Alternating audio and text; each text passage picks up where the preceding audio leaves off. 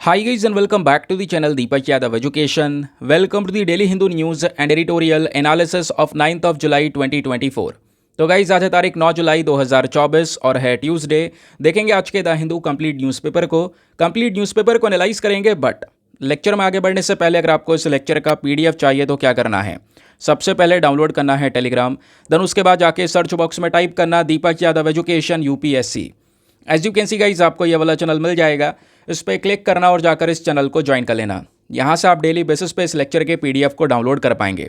Now हमेशा की तरह हम लोग अपने लेक्चर को एक मैप के क्वेश्चन के साथ स्टार्ट करेंगे। तो आप सभी को आज मैप में जाकर देखना है गंडकी रिवर को कहाँ पर है एग्जैक्टली लोकेटेड, इसको अच्छे से मैप में देखना। देन उसके बाद आकर नीचे कमेंट सेक्शन में टाइप करना, जिससे कि आप लोग इसको लंबे समय तक याद रख पाओगे। साथ ही साथ एक क्वेश्चन सॉल्व करेंगे जो कि यूपीएससी पैटर्न के ऊपर बेस्ड है। डेली बेसिस पे हम यहाँ पर एक प्रैक्टिस क्वेश्चन को भी सॉल्व करते हैं। एक इंपॉर्टेंट क्वेश्चन है। क्वेश्चन बोलता है कि जो माउंट एटना है ये एक एक्टिव वॉल्केनो है, लेकिन ये लोकेटेड कहाँ पर है ये बताना है। ऑप्शन नंबर ए यूरोप, या option number B North America, या option number C South America, या ऑप्शन नंबर डी एशिया। तो इसका सही आंसर सभी को नीचे कमेंट सेक्शन में देना है। एटलीस्ट सभी को इसमें पार्टिसिपेट करना है, जैसे मैं आप लोगों से डेली बेसिस पे बोलता हूँ। बाय द वे इसका जो करेक्ट आंसर है वो मैंने आपको टेलीग्राम पर प्रोवाइड करवा दिया है, वहाँ से भी आप इसको चेकआउट कर सकते हैं। और अगर वहाँ पर आंसर नहीं मिलता है तो भी कोई परेशान होने की ज़रूरत नहीं है, क्योंकि वीडियो के लास्ट में इसके करेक्ट आंसर का डिस्कशन हम लोग करेंगे। तो चलो शुभारंभ करते हैं और चलते हैं सबसे पहले थंबनेल वाले इंपॉर्टेंट आर्टिकल की तरफ। तो दोस्तों जीएस पेपर नंबर 3 एनवायरमेंट के पॉइंट ऑफ व्यू से बहुत ही ज़्यादा इंपॉर्टेंट टॉपिक है। आपको पता होगा हर साल एग्जामिनेशन में 2 से 3 क्वेश्चन एनिमल की स्पीशीज़ को लेकर आते हैं। इस बार भी आए थे, लास्ट ईयर भी आए थे, उससे पहले भी आए थे। तो दोस्तों एनिमल स्पीशीज़ की जब भी बात आती है तो ये वाला टॉपिक जो आज हम पढ़ेंगे ये बहुत इंपॉर्टेंट है। बहुत सारे आर्टिकल्स पब्लिश हो चुके हैं जहाँ पर डिस्कशन हो रहा है वकीटा के बारे में। वकीटा बेसिकली एक ऐसी स्पीशी है जो कि डॉल्फिन की तरह नज़र आती है। ये डॉल्फिन नहीं है दोस्तों, ये पोर्पोइस है। पोर्पोइस और डॉल्फिन में क्या फ़र्क होता है अभी हम थोड़ा सा उसके बारे में भी पढ़ेंगे। लेकिन बताया जा रहा है दुनिया में सबसे ज़्यादा खतरे में रहने वाला एक मैरीन मैमल की स्पीशी बन चुका है ये वकीटा। वकीटा दोस्तों ये प्रजाति पूरी तरह से ख़त्म हो चुकी है, मात्र 10 बची हुई हैं ये पूरे दुनिया में। कहने का मतलब है उन 10 को भी अगर एक सेंसिटिव प्रोटेक्शन नहीं प्रोवाइड करवाते हैं तो ये वाली स्पीशीज़ भी पूरी तरह से विलुप्त हो जाएंगी और आगे बस खाली हम इनके बारे में पढ़ ही सकते हैं, इसको कभी देखा नहीं जा सकता। तो वो यहाँ पर बताया गया है कि ख़त्म होने की बिल्कुल एंड पर, बिल्कुल एज पर है ये। अगर प्रोटेक्शन नहीं देते हैं अच्छे से तो फिर ये प्रजाति पूरी तरह से विलुप्त होने वाली है। अब वकीटा के बारे में जब बात करते हैं तो ये बेसिकली पोर्पोइस फैमिली से बिलोंग करने वाली एक छोटी स्पीशी है और बताया जाता है कि काफ़ी ज़्यादा शर्मीला मेंबर भी है ये। अब जैसे मैंने आपको स्टार्टिंग में बताया कि डॉल्फिन और पोर्पोइस दोनों अलग अलग हैं, दोनों में कुछ डिफरेंसेस होते हैं। जैसा आप देख पाएंगे ये है डॉल्फिन और ये है पोर्पोइस। अब डिफरेंसेस क्या होंगे दोस्तों, तो डॉल्फिन का जो साइज़ है वो काफ़ी ज़्यादा बड़ा होता है, जबकि पोर्पोइस साइज़ में छोटी होती है। डॉल्फिन की जो नोज़ होती है वो काफ़ी पॉइंटेड सी, नुकीली सी देखने को मिलेगी, जबकि पोर्पोइस का जो यहाँ पर फेस होता है थोड़ा फ्लैटन सा नज़र आएगा, फ्लैट सा है। डॉल्फिन की जो दांत है वो कोनिकल से हैं, लेकिन पोर्पोइस के टीथ यहाँ पे फ्लैट से हमको नज़र आते हैं। इनमें कई सारी स्पीशीज़ पाई जाती हैं, जबकि डॉल्फिन में ज़्यादा प्रजातियाँ, ज़्यादा परिवार नज़र आते हैं। वकीटा में यहाँ पर वही चीज़ें कम हो जाती हैं। समझ गए? वकीटा मतलब वकीटा भी एक पोर्पोइस ही है, तो हम इनडायरेक्टली पोर्पोइस की बात कर रहे हैं। क्लियर हो गया? अब दोस्तों जो वकीटा हम अभी देखे थे फोटो के अंदर में, इसका साइंटिफिक नेम है फोकोइना साइनस। दुनिया की सबसे ज़्यादा खतरे में रहने वाली मैरीन मैमल की स्पीशी।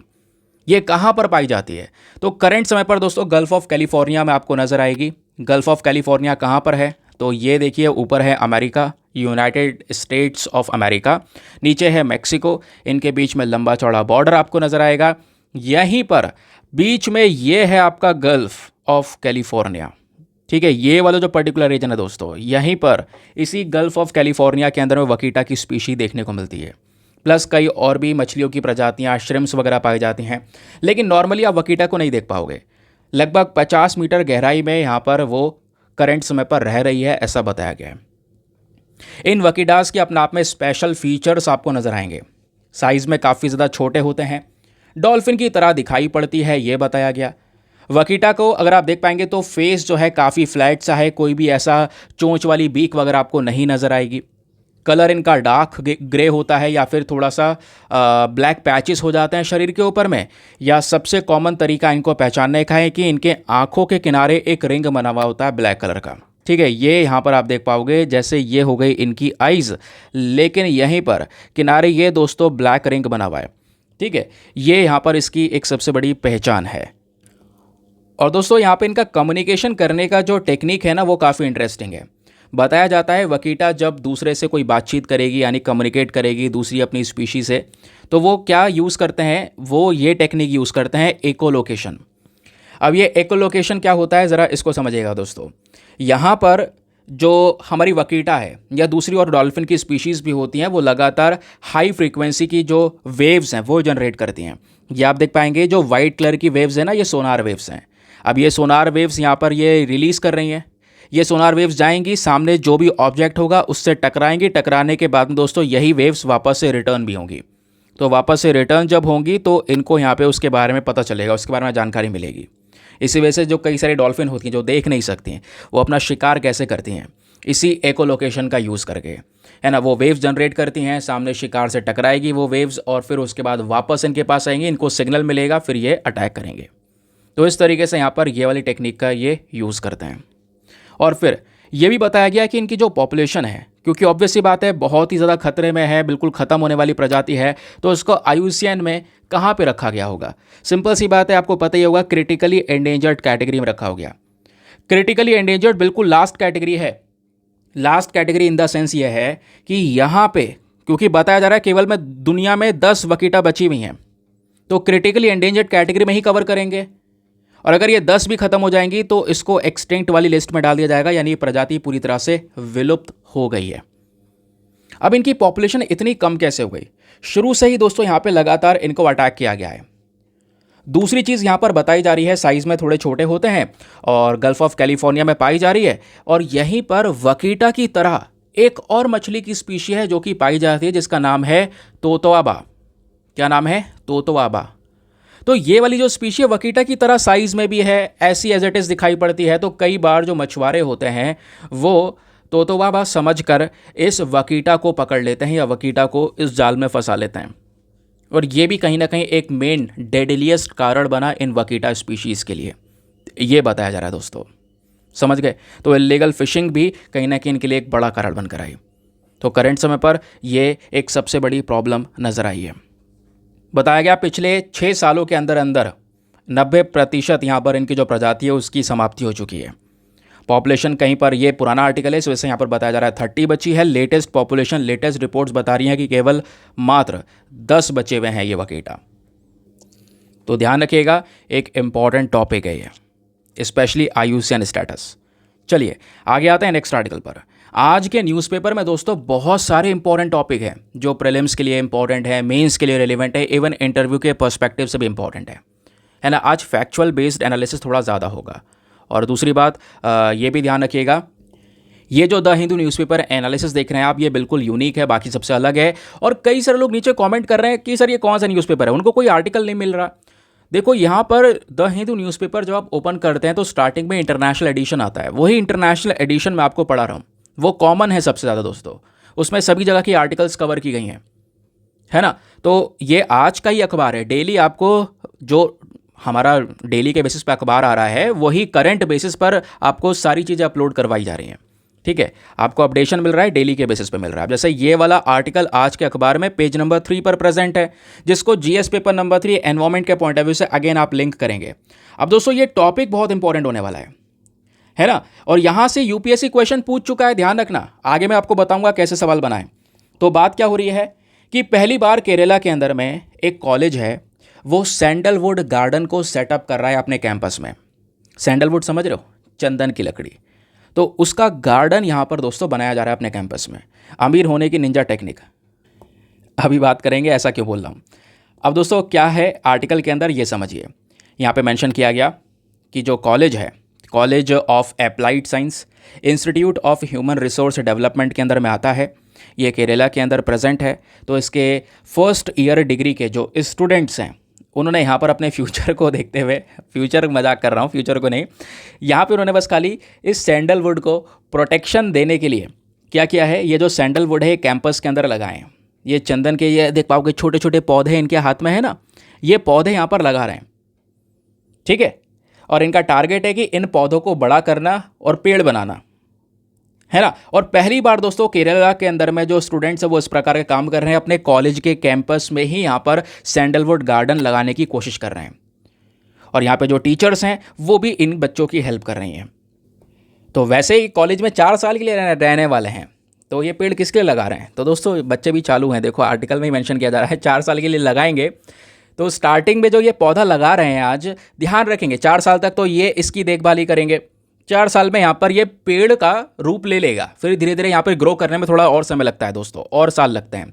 तो आगे के जो बच्चे आएंगे पढ़ाई करने के लिए, है ना, तो ये उनको सौंप जाएंगे कि भाई आपको इस तरीके से प्रोटेक्शन करनी है। उन बच्चों के साथ में ये कांटेक्ट में रहेंगे कि हमने यहाँ पर इसको शुरू में लगाया है तो हमने बहुत देखभाल की है, तो उसी के बेसिस पे हम आपको सिखाएंगे कैसे प्रोटेक्शन करनी है, तो उनके कांटेक्ट में रहेंगे। तो ये सब मिलकर यहाँ पे बोला जा रहा है जो ऑफिशियल्स हैं उनके अकॉर्डिंग 44 बच्चे, कितने 44 स्टूडेंट्स दोस्तों यहाँ पर सेलेक्ट करे गए हैं इस 4 साल के डिग्री कोर्स के लिए। और इनको यहाँ पे अलॉट किया गया है, ये 44 बच्चे 44 अलग अलग छोटे छोटे जो पौधे हैं इस चंदन के, सैंडलवुड के, वो यहाँ पर लगा रहे हैं। और आने वाले इन 4 सालों में दोस्तों वो इंश्योर करेंगे पूरी तरह से इन पौधों को प्रोटेक्शन प्रोवाइड करवाई जाए। अब जितने भी जोक हैं उनको साइड में अगर हम करते हैं तो यहाँ पर बोला जा रहा है कि जो मेन पर्पज़ है इन सैंडलवुड के ट्री को लगाने का, वो पर्पज़ क्या है? वो पर्पज़ है कि हम इसके बारे में अवेयरनेस फैला सकें कि कैसे हम सैंडलवुड के पेड़ों को प्रोटेक्शन प्रोवाइड करवा सकते हैं, कैसे उनको ग्रो किया जा सकता है ना। ये बेसिकली मेन पर्पज़ है। अब क्वेश्चन यहाँ पर ये बनता है, इतनी बार हम लोगों ने बात किया सैंडलवुड के बारे में, आखिरकार इसका रेलिवेंसी क्या है? दोस्तों सैंडलवुड, चंदन की लकड़ी के बारे में आप समझते होंगे, बहुत ही ज़्यादा कॉस्टली है। चंदन भी 2 प्रकार से पाई जाती है, एक सैंडलवुड, एक रेड सैंडल का नाम आपने सुना होगा जिसके ऊपर मूवी भी बनी हुई है पुष्पा करके। तो रेड सैंडल, लाल चंदन की लकड़ी, वो और ज़्यादा एक्सपेंसिव होती है। आइए दोनों के बीच में फ़र्क जानेंगे, और पहले हम सैंडलवुड के बारे में कुछ बेसिक फैक्ट जानेंगे जो ज़रूरी हैं और क्वेश्चन यहाँ से बना हुआ है। तो ये तो केवल आपका न्यूज़ आर्टिकल है, खबर है। इस खबर को यहाँ पे आपने क्या करना होगा, अपने स्टैटिक डेटा से लिंक करना होगा। और उस स्टैटिक डेटा के लिए परेशान ना होइएगा, हम हैं यहाँ पर आपको डेटा प्रोवाइड करवाने के लिए। इंडियन सैंडलवुड, इसका साइंटिफिक नेम है सेंटलम एल्बम, इसको हम इंडियन सैंडलवुड के नाम से भी जानते हैं। तो दोस्तों ये एक ड्राई डेसिडियस फॉरेस्ट में पाई जाने वाली स्पीशी है। China, India, Indonesia, Australia and Philippines के अंदर में ये वाली जो चंदन है इसको ग्रो किया जाता है। जो सैंडलवुड है दोस्तों, इसका जो कनेक्शन है वो लंबे समय से भारत के साथ में है। भारत का कल्चर, हमारा हेरिटेज, हमारा धरोहर, हमारी संस्कृति, वहाँ पर दोस्तों सैंडलवुड का एक बहुत बड़ा एसोसिएशन देखने को मिलेगा। हम कई सारे रिचुअल्स के अंदर में, चाहे वो शादी हो या यहाँ पर किसी की डेथ हो, सभी जगह पर यहाँ पर इन सैंडलवुड्स का कहीं ना कहीं इस्तेमाल होता है। फिर अगर हम बात करते हैं एक समय पर व्यापार की, तो दुनिया में टॉप का व्यापार हमारा देश जो है दोस्तों 85% का कंट्रीब्यूशन किया करता था इस सैंडलवुड के ट्रेड में। लेकिन धीरे धीरे करके क्या हो गया कि यहाँ पर ये ट्रेड कम होता चला गया, डिक्लाइनिंग वे में आ गए हम, और आज के समय पर बहुत ही ज़्यादा कम मात्रा में ये जो सैंडलवुड्स हैं इनको ग्रो किया जाता है। ठीक है, अब यहाँ पर बताया जा रहा है ये जो सैंडलवुड है ये छोटा पेड़ होता है, लगभग, अब छोटा भी, इतना भी छोटा नहीं, फिर भी 20 मीटर हाइट तक ये ग्रो कर सकता है। इसकी लकड़ी थोड़ी लाल कलर की होती है ना। कई बार यहाँ पे लकड़ी के और भी कलर होता है, डार्क ब्राउन, रेडिश या डार्क ग्रे कलर भी आपको नज़र आता है। लकड़ी काफ़ी मजबूत होती है, लंबे समय तक टेक सकती है। तो ज़्यादातर इसकी लकड़ी के लिए ही यहाँ पर इसको उगाया जाता है और इसकी कटाई की जाती है। और ध्यान रखिए IUCN के अंदर में सैंडलवुड को वल्नरेबल कैटेगरी में कवर किया गया है। अगेन यहाँ पर सैंडलवुड भी आज के समय पर काफ़ी ज़्यादा खतरे में आपको नजर आएगा, ऐसा हम बोल सकते हैं। फिर बात आती है दोस्तों यहाँ पर यूजेस की। आखिरकार ये हम पेड़ लगा रहे हैं, इतने साल मेहनत करेंगे, उस चंदन की लकड़ी का इस्तेमाल कहाँ पे होगा दोस्तों?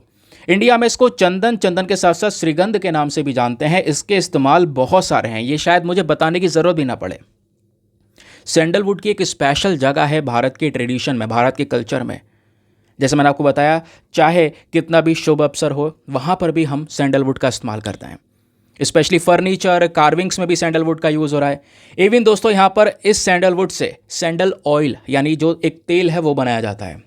इसकी खुशबू बहुत बेहतरीन होती है, इस वजह से perfumes, incense, cosmetic, soap, medicine इनके अंदर भी इस्तेमाल किया जाता है दोस्तों, है ना। तो कॉस्मेटिक्स के कई सारे प्रोडक्ट्स हैं जिसमें यहाँ पर इन चंदन का इस्तेमाल हो रहा है, साबुन आ रहे हैं, दवाइयाँ बन रही हैं।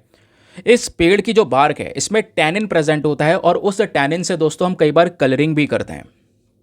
तो सैंडलवुड से एक ऑयल बनता है, एसेंशियल ऑयल, और इस ऑयल में दोस्तों कई सारे फायदे हैं। बताया जाता है इस ऑयल के अंदर में कुछ एंटीसेप्टिक, एंटी इन्फ्लेमेटरी प्रॉपर्टीज आपको नजर आएंगी जो आपको कई सारी प्रॉब्लम से राहत दे सकती हैं।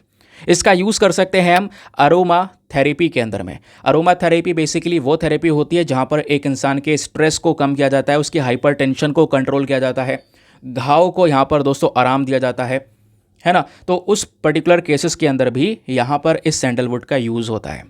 अब भारत में कौन कौन से मेजर एरियाज़ हैं जहाँ पर सैंडलवुड को ग्रो किया जाता है, ये ध्यान रखना सबसे ज़्यादा ज़रूरी है। क्वेश्चन यहीं से बनेगा और यहीं से क्वेश्चन बना भी है।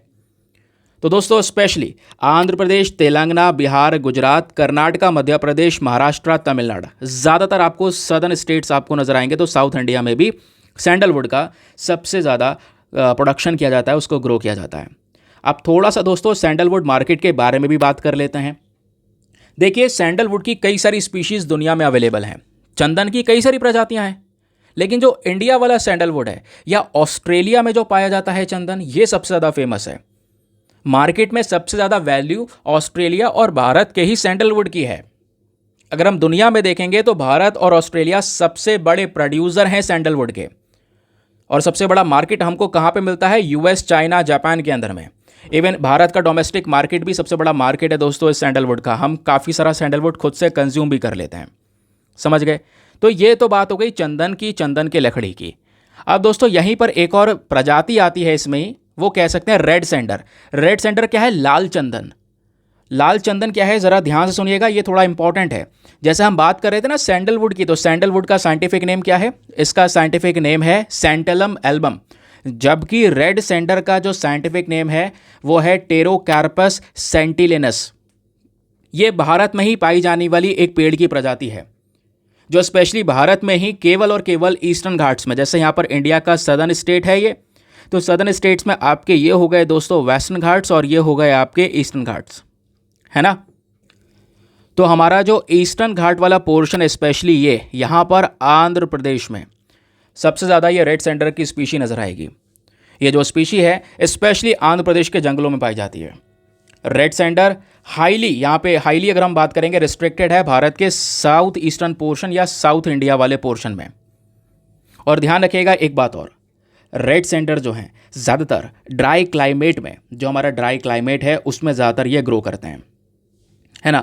हमारा स्पेशली जो सदर्न, क्योंकि हमने बात करी साउथ इंडिया में पाए जाते हैं, साउथ इंडिया में जो ट्रॉपिकल ड्राई डेसिडियस फॉरेस्ट हैं, स्पेशली ऐसे वाले जंगलों में दोस्तों यहाँ पर इन रेड सैंडर्स को ग्रो किया जाता है। लेकिन पिछले कुछ समय पर इन रेड सैंडर्स को भी काफ़ी बड़ा खतरा फेस करना पड़ा। क्यों? इलीगल तरीके से स्मगलिंग होती है, वही चीज़ तो मूवी में भी दिखाई गई थी। तो दोस्तों यहाँ पर इलीगल तरीके से इसकी स्मगलिंग करना, लाल चंदन की फॉरेस्ट में वो जो लाल चंदन का जंगल उसमें आग लग जाना, भाई कितना बड़ा घाटा होगा। कैटल ग्रेजिंग या दूसरे और ह्यूमन एक्टिविटीज़ हो गई जिसकी वजह से ये रेड सैंडर्स काफ़ी खतरे में है। लेकिन क्वेश्चन यह है कि रेड सैंडर का यूज़ क्या होता है? जैसे हमारा चंदन का उपयोग था वैसे ही रेड सैंडर का उपयोग है। इवन दोस्तों रेड सैंडर का इस्तेमाल ज़्यादातर थेरेपेटिक प्रॉपर्टीज़ इस्तेमाल किया जाता है, कई सारी बीमारियों को ठीक करने में यूज़ किया जाता है। इस लाल चंदन की सबसे ज़्यादा डिमांड दोस्तों हमारे एशिया में ही है, स्पेशली चाइना बहुत ज़्यादा रेड सैंडर्स को मंगाता है। फिर जापान हो गया, ये सब कॉस्मेटिक्स के अंदर में, दवाइयों वाले प्रोडक्ट्स के अंदर में, स्पेशली जो हमारा फर्नीचर है वो भी ये बना रहे हैं, वुड क्राफ्ट्स और म्यूज़िकल इंस्ट्रूमेंट्स, गिटार वगैरह जो हैं, इनको भी दोस्तों यहाँ पर रेड सैंडर से ही बनाया जाता है। तो रेड सैंडर का ये इंपॉर्टेंस है। लेकिन प्रोटेक्शन स्टेटस की जब बात करते हैं तो IUCN में रेड सैंडर को एंडेंजर्ड कैटेगरी में कवर किया गया है। अगेन ये प्रजाति भी खतरे में है, साइट्स में अपेंडिक्स 2 में और वाइल्ड लाइफ प्रोटेक्शन एक्ट में शेड्यूल 2 में। कहने का मतलब है इसको हाई प्रोटेक्शन सभी तरह से प्रोवाइड करवाई गई है ताकि यहाँ पर इनकी जो यहाँ पर पॉपुलेशन है स्पेशली इन प्लांट्स की वो रोका जा सके। ठीक है, अब बात यह है दोस्तों, एक समय पर ना जो ये सैंडलवुड है इसको एक बहुत बड़ा खतरा आया, और ख़तरा यह था इनमें एक बीमारी फैल गई, और ये बीमारी लास्ट ईयर भी चर्चा में थी। इस वजह से इसको मैं साथ ही साथ पढ़ा दे रहा हूँ ताकि आप लिंक करके चलते रहें, ऐसा ना हो आगे अगर ये कुछ ऐसा वापस से न्यूज़ में आता है तो उसको दोबारा पढ़ना पड़े। तो यहीं पे लिंक कर देता हूँ, लास्ट ईयर ये न्यूज़ में था, सैंडलवुड स्पाइक डिजीज़ पढ़ाया है मैंने, याद होगा आपको, जो लास्ट ईयर से मेरे साथ में कनेक्टेड है। तो दोस्तों ये एक इन्फेक्शियस डिजीज़ है, ये एक ऐसी बीमारी है जो कि फाइटोप्लाज्मा की वजह से फैलती है। अब फाइटोप्लाज्मा क्या है? एक प्रकार का बैक्टीरियल पैरासाइट है ना। हमारे प्लांट टिश्यूज़ के अंदर में एक बैक्टीरियल पैरासाइट ये पाया जाता है। ये बेसिकली जो कीड़े होते हैं उनसे फैलता है, और ये एक प्लांट से दूसरे प्लांट में आराम से बीमारी फैल सकती है। प्रॉब्लम यह है कि इस इन्फेक्शन का कोई भी उपाय नहीं है आज के समय पर। तो इकलौता ऑप्शन ये बनता है, अगर ये सैंडलवुड स्पाइक डिजीज़ फैल जाए तो सीधा उस पेड़ को काटा जाता है दोस्तों। जिन जिन पेड़ों में इन्फेक्शन हो चुका है उन पेड़ों को यहाँ पर हटा दिया जाता है ताकि ये बीमारी एक पेड़ से दूसरे पेड़ में ना फैल सके। और जो ये बीमारी है दोस्तों, उसको सबसे पहली बार कहाँ पे रिपोर्ट किया गया था? कर्नाटका के कोडागू में 1899 में। तो कर्नाटका के कोडागू में सबसे पहली बार इस बीमारी को नोटिस किया गया, और बताया गया है कि एक समय ऐसा था 1903 से लेकर 1916 तक, 1903 से 1916 के बीच में दोस्तों बताया गया है 1 मिलियन से ज़्यादा सैंडलवुड ट्रीज को काटा गया था, रिमूव किया गया था कोडागू और मैसूर वाले रीजन से। ठीक है, ये हो गया हमारा बेसिक फैक्ट आर्टिकल से रिलेटेड। अब देखिए यहाँ पे यूपीएससी ने साल 2016 में एक क्वेश्चन पूछा। वैसे तो मैंने सैंडलवुड के बारे में पढ़ाया, लेकिन साथ ही साथ रेड सैंडर और स्पाइक डिजीज़ के बारे में पढ़ा दिया, क्योंकि क्वेश्चन कहीं से ही बन सकता है, क्योंकि सारे टॉपिक आपस में इंटरलिंक हैं। तो 2016 में सवाल यही था कि बताइए रेड सैंडर के रेफरेंस में, कभी कभी न्यूज़ में होता है आपके पास में 2 स्टेटमेंट्स हैं, दोनों में कौन सा स्टेटमेंट सही है? पहला कि जो ये एक ट्री स्पीशी है, मतलब रेड सैंडर क्या है? एक पेड़ की स्पीशी है जो कि साउथ इंडिया के कुछ हिस्सों में पाई जाती है। कहोगे सही बात है ना, स्पेशली आंध्र प्रदेश में, ईस्टर्न घाट्स में, तो ये तो करेक्ट है, अभी हमने पढ़ा। दूसरा यहाँ पे बोलता है जो रेड सैंडर है ये एक बहुत ही ज़्यादा इंपॉर्टेंट स्पीशी है जो हमारे साउथ इंडिया के ट्रॉपिकल रेन फॉरेस्ट एरियाज में पाई जाती है। तो ये थोड़ा सा आपको गलत लग रहा होगा, क्यों? क्योंकि मैंने आपको बताया कि आंध्र प्रदेश में तो पाई जाती है, लेकिन दोस्तों वो हमारे ड्राई डेसिडियस फॉरेस्ट हैं, सूखे जंगल हैं, ना कि रेन फॉरेस्ट। ठीक है, तो यहाँ पर आपका ऑप्शन नंबर 2 गलत है, बट पहला वाला सही है। तो ऐसा क्वेश्चन बन गया 2016 में। इसका सही उत्तर क्या होगा? ऑप्शन नंबर ए 1 ओनली। तो आपके पास में इतनी डिटेल्स हैं तो आप आराम से इन क्वेश्चन को सॉल्व कर पाएंगे। ठीक है, ये एक फोटो अपने पास है, रेड सैंडलवुड वर्सेस सैंडर्स। तो रेड सैंडर जैसे मैंने आपको बताया, इनका value China, Japan, middle east countries में ज़्यादा है। इस वाली लकड़ी की जो कॉस्ट है वो लगभग 1500 से 2000 रुपये पर केजी। आप इमेजिन कीजिए, 1 किलोग्राम 1500 से 2000 रुपये की बिकती है ये, केवल 1 किलोग्राम। और पूरा वुड जो है, पूरी लकड़ी जो यहाँ पर निकल कर आएगी एक पेड़ से, उसका वेट आप समझ ही सकते हैं। ठीक है, फिर रेड सैंडर के बाद आता है एक सैंडलवुड। सैंडलवुड को यहाँ पे एक बात करते हैं तो इसकी कॉस्मेटिक वैल्यू बहुत है, इसमें खुशबू बहुत शानदार आती है। और दुनिया में एक लकड़ी और है जो बहुत महंगी कहलाती है, और उसका नाम है अफ्रीकन ब्लैकवुड। क्या? African Blackwood. और पता है अफ्रीकन ब्लैकवुड इतना ज़्यादा महंगी लकड़ी है कि 1 किलोग्राम का इसका जो कॉस्ट है वो है 10,000 रुपया। तो अफ्रीकन ब्लैकवुड के बाद जो दूसरी कॉस्टली सैंडलवुड है, सॉरी यह लकड़ी है, वो यहाँ पर आपको सैंडलवुड ही देखने को मिलेगी। ठीक है, ध्यान रखिएगा। समझ में आ गया आपको? तो ये इसके बारे में जानना ज़रूरी है, दोनों के बीच का डिफरेंस क्या है और इंडिया के एस्पेक्ट में क्या क्या चीज़ें हैं। आगे आते हैं। तो आई होप आपने आर्टिकल को अच्छे से निचोड़ दिया है, न्यूज़ पढ़ लिया है, बैकग्राउंड डेटा पढ़ लिया है, कैसे क्वेश्चन बनेगा वो भी समझ लिया है। लेकिन अब आगे बढ़ने से पहले एक इंपॉर्टेंट इन्फॉर्मेशन, अगर आप लोग हमारे पेड ग्रुप्स को ज्वाइन करना चाहते हैं, आपके पास में बढ़िया मौका है इसको ज्वाइन करने का। यहाँ पर डेली करंट नोट्स के PDF वगैरह प्रोवाइड करवाए जाते हैं।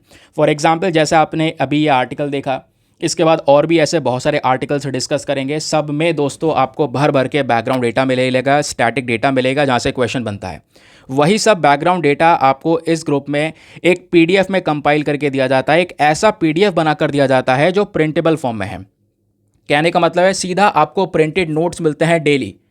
कभी वीडियो स्किप हो गया है, कभी नोट्स नहीं बना पाए हैं, न्यूज़पेपर नहीं पढ़ पाए हैं, लेकिन आपके ऑटोमेटिकली नोट्स तैयार होते चलेंगे। टाइम निकालना है आपको रिवाइज करने का और पढ़ने का। सब कुछ आपको मिल रहा है ज़्यादा टाइम वेस्ट आपका कुछ भी नहीं होगा। जैसे करंट अफेयर्स में 3-3 4-4 घंटे लग जाते हैं, वो आपका टाइम वेस्ट नहीं होने वाला दोस्तों। 1 घंटे का वीडियो देखो और शाम में सोने से पहले पीडीएफ रिवाइज कर लो, काम खत्म। दिन बहुत बच रहा है आपका, उसमें स्टैटिक पोर्शन रेडी करना। तो इस ग्रुप का सीधा ये हेल्प है। दूसरी बात दोस्तों, जो पीडीएफ यहाँ पर मिलते हैं आपको, वो हिंदी और इंग्लिश दोनों भाषाओं में मिलते हैं, तो दोनों मीडियम के एस्पिरेंट्स को हेल्प मिल जाती है। एक और पॉइंट यह है कि इस ग्रुप में आपका सारा का सारा करंट अफेयर का कंटेंट सिक्योर हो जाता है, तो इधर उधर भागने की ज़रूरत नहीं है। पीडीएफ इकट्ठी कर लो, कभी हमारे डिवाइस के अंदर इशू आ जाता है, उसको फॉर्मेट करना, हटाना या स्टोरेज का इशूज़ आ जाना, वो सब दिक्कतें खत्म हो जाती हैं। ग्रुप में कंटेंट अपलोड है, किसी भी तारीख का पीडीएफ उठाओ, डेट वाइज पड़ा हुआ है, क्योंकि पीडीएफ उठाओ, डाउनलोड करो, पढ़ो, डिलीट कर दो, अनलिमिटेड ऑप्शंस आपके पास में अवेलेबल है। जब ज़रूरत पड़े फिर डाउनलोड कर लो। समझ गए? अब ग्रुप को ज्वाइन करने का दोस्तों जो फ़ी पेमेंट है ना, वो भी बहुत मिनिमम है, just 499 for the lifetime access. जब तक आपका सिलेक्शन ना हो जाए तब तक आप 499 में इस ग्रुप को ज्वाइन करके रख सकते हैं। ग्रुप को ज्वाइन करने के लिए क्या करना है, व्हाट्सएप पर जाना, यहाँ पर आपको एक नंबर दिया गया है 8534873368। इस नंबर पर मैसेज कर देना कि हाँ I want to join this group. वहाँ पे आपको रिप्लाई मिलेगा, पेमेंट का प्रोसेस दिया जाएगा, और उससे ज़्यादा इंपॉर्टेंट दोस्तों आपके पास में एक और ऑप्शन है डेमो वीडियो का। आप एक डेमो वीडियो भी देख लेना कि मुझे इस ग्रुप में कैसे कैसे चीज़ें मिलने वाली हैं। अपने आप को कंप्लीट सेटिस्फाई कर लेना, जब संतुष्ट हो जाओ तब जाकर ये इन्वेस्टमेंट करना, ठीक है। बाकी यार मेक श्योर ये करना कि वीडियो पे लाइक का बटन है उसको प्रेस कर देना। आगे मैं फिर से याद दिलाऊंगा, तो बटन दबा देना, क्योंकि 5000 लाइक्स का हमारा टारगेट है, और अब वीडियोस भी बहुत जल्दी जल्दी लाने की कोशिश की जा रही है। मॉर्निंग में ही आपके करंट अफेयर्स खत्म हो रहे हैं। चलिए एक और आर्टिकल, यहाँ पर काफ़ी सारे लोग इसको इग्नोर कर देंगे फोटो देख कर कि यार ये फोटो है, इस पर क्या नज़र आना। लेकिन ये फोटो ऐसा है जहाँ से यूपीएससी ने 2 बार प्रीवियस ईयर में क्वेश्चन पूछा है, स्पेशली प्रीलिम्स में। तो पेज नंबर 5 पर ये फोटो प्रेजेंट है, जिसको जीएस पेपर नंबर 3 के साथ में, यानी हम अपने डिफेंस एंड सिक्योरिटी के पॉइंट ऑफ व्यू से लिंक करेंगे। आखिरकार बात क्या हो रही है, यहाँ पे हम देख पाएंगे इंडियन आर्मी के 2 पर्सनल ऊपर चढ़ रहे हैं। लेकिन दोस्तों ये जो फोटो है एक अभ्यास का फोटो है, एक अभ्यास जिसका नाम है मैत्री 2024, MAITREE। तो मैत्री अभ्यास 2024 हो चुका है शुरू। यह अभ्यास हो रहा है थाईलैंड में। भारत की आर्मी पहुंच चुकी है और उधर से थाईलैंड की जो रॉयल थाईलैंड आर्मी है वो आ चुकी है। दोनों मिलकर ये जॉइंट मिलिट्री अभ्यास को कंडक्ट कर रहे हैं, इस वजह से चर्चाओं में है। अब एग्जामिनेशन में पहला क्वेश्चन तो ये बनेगा आपसे कि जो मैत्री 2024 है, ये भारत के साथ साथ कौन सा दूसरा देश है जिसके बीच में अभ्यास कंडक्ट किया गया, तो उसका सही उत्तर हो जाएगा थाईलैंड, ठीक है। लेकिन अब दूसरे क्वेश्चन और कैसे बन सकते हैं, आइए इसकी डिटेल में आपको शेयर करता हूं। तो आइए दोस्तों बात करते हैं एक्सरसाइज मैत्री के बारे में। एक्सरसाइज मैत्री ये 13वां एडिशन है भारत और थाईलैंड की जॉइंट मिलिट्री एक्सरसाइज का। भारत और थाईलैंड के दोनों के मिलिट्री के बीच में अभ्यास होता है। ये 13वां एडिशन है और ये एक्सरसाइज 1 जुलाई से लेकर 15 जुलाई तक चलने वाला है। कहाँ पर? थाईलैंड में एक फोर्ट है, फोर्ट वचिराप्रकन, यहाँ पर। और जो आखिरी एडिशन है, यानी कि ये तो 13वां एडिशन है, इससे पहले जो 12वां एडिशन हुआ था वो हुआ था मेघालय के अंदर उमरोई नाम की जगह में, और ये हुआ था सितंबर 2019 में। तो 2019 के बाद 2020 फिर कोविड वगैरह आ गया। नाउ फाइनली 2024 में ये पर्टिकुलर एडिशन या फिर इस एक्सरसाइज को वापस से रिकंटिन्यू किया गया। और ध्यान रखिए इसमें इंडियन आर्मी पहुंची है, लेकिन इंडियन आर्मी का कौन सा ग्रुप? तो भारतीय आर्मी का जो दोस्तों यहाँ पर एक कॉन्टिजेंट है, जिसके यहाँ पर 76 आपको पर्सनल देखने को मिलेंगे जो कि आज के समय पर गए हैं थाईलैंड के अंदर में। और ये पर्सनल कौन से वाले बटालियन से हैं? लद्दाख स्काउट से, ठीक है। तो लद्दाख स्काउट से यहाँ पर ये मेंबर्स गए हैं थाईलैंड के मिलिट्री के साथ मिलकर इस अभ्यास को कंडक्ट करने के लिए। और इस मैत्री 2024 का मेन पर्पज़ क्या है? देखो, किसी भी एक्सरसाइज का जो मेन पर्पज़ होता है, मेन कह सकते हैं एम होता है, वो होता है आपस में मिलिट्री कोऑपरेशन को बढ़ाना, है ना। दोनों मिलिट्रीज के जो आपस में रिलेशंस हैं उसको और ज़्यादा डेवलप करना। और करंट समय पर ये जो मैत्री 2024 है, ये एक्सरसाइज क्या करेगा? दोनों देशों को साथ में मिलकर ग्रो करने में हेल्प करेगा, दोनों के डिफेंस रिलेशंस को मजबूत करेगा। ये साथ में मिलकर आतंकवाद से कैसे लड़ा जा सकता है, तो जॉइंट काउंटर टेररिस्ट ऑपरेशंस को कंडक्ट कर सकेंगे। समझ गए? तो ये एक्सरसाइज फोकस करेगी फिजिकल फिटनेस के ऊपर में, जॉइंट प्लानिंग के ऊपर में। यहीं पर ये दोनों ही देशों की मिलिट्री आपस में एक दूसरे के साथ में एक दूसरे की यूनिक चीज़ों को शेयर करेंगे। कुछ ऐसी चीज़ें जो हमें आता है उनको नहीं आता, हम उनके साथ में शेयर करेंगे। उनको आता है, हमें नहीं आता, वो हमारे साथ में शेयर करेंगे। इससे क्या होगा? दोनों देशों के सोल्जर्स के बीच में, इवन दोनों देशों की जो डिफेंस रिलेशंस है वो इंप्रूव होती हुई नजर आएगी, ठीक है। तो लद्दाख स्काउट से यहाँ पर ये मेंबर्स गए हैं, ध्यान रखिएगा। लद्दाख स्काउट के बारे में जब हम लोग बात करते हैं तो लद्दाख स्काउट बेसिकली एक इन्फेंट्री रेजिमेंट है हमारे इंडियन आर्मी में।